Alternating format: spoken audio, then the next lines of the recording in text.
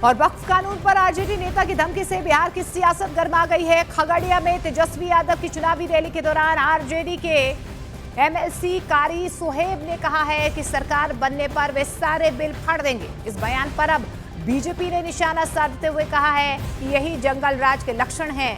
BJP ने यह भी आरोप लगाया है कि आरजेडी और उसके नेता ना तो सुप्रीम कोर्ट का सम्मान करते हैं और ना ही संसद का।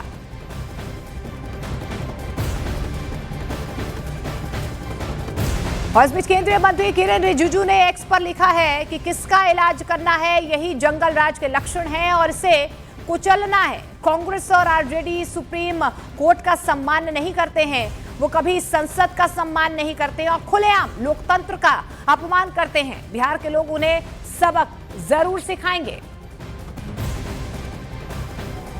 जिस व्यक्ति को ये ज्ञान ही नहीं है कि लोकसभा और राज्यसभा से जो बिल पारित होती है वो कोई राज्य सरकार तय नहीं कर सकता है। और इनको क्या हिम्मत है, जिसको चार सांसद जीत कर आए, इन लोगों ने तो खिलाफ किया ही था। महिला बिल का भी खिलाफ किया था, महिला बिल को भी फाड़ा था, वक्फ बिल को भी फाड़ा है। ये कुछ नहीं कर सकते हैं। बिहार देश का लोकतंत्र तय करता है कि कौन बिल पारित होगा, कौन नहीं पारित होगा। इस बीच बीजेपी नेता प्रदीप भंडारी ने भी आरजेडी पर कड़ा प्रहार किया है। उन्होंने भी एक्स पर लिखा है कि आरजेडी के मंच से खुला ऐलान ये असली एजेंडा उजागर करता है। किसी भी कीमत पर जंगल राज वापस लाना। आरजेडी वोट बैंक की राजनीति के लिए बिहार में अति पिछड़ों और दलितों की जमीन छीनने वाले भूमि माफिया का समर्थन कर रही है। और आरजेडी के एमएलसी कारी सुहेब का वो पूरा बयान आपको सुनवाते हैं, जिसको लेकर बिहार का चुनावी माहौल और ज्यादा गर्मा गया है।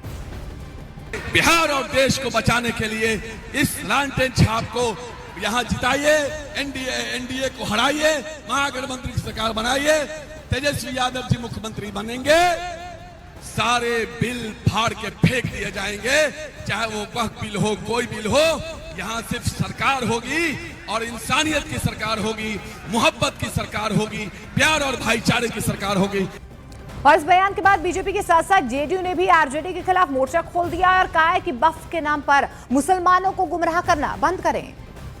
जनता दल के लीडरों को ये बताना चाहिए कि वक्फ की जमीनों पर जो उनकी पार्टी के लीडरों ने गया में, मुंगेर में, पटना में कब्जा कर रखा, उसको कब छुड़वाने जा रहे हैं।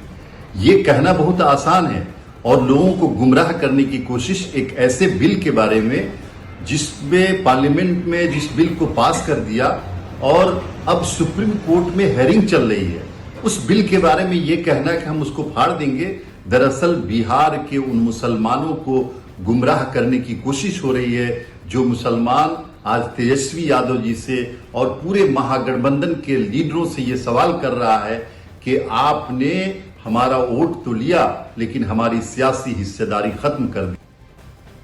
वक्फ की प्रॉपर्टीज को 70 वर्षों तक यही आरजेडी के लोगों ने, कांग्रेस के लोगों ने लूटा, अपनी प्रॉपर्टीज बनाई।